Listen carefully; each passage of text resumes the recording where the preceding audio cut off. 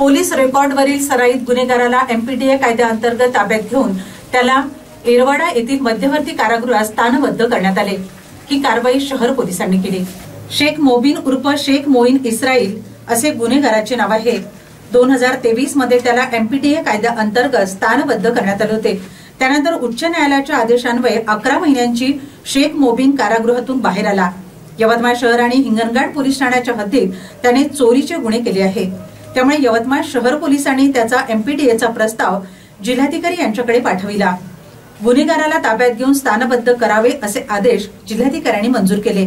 मात्र आरोपी पसार झाला। पोलिसांनी त्याचा शोध घेत मंगळवारी त्याला ताब्यात घेत कारागृहात स्थानबद्ध केले।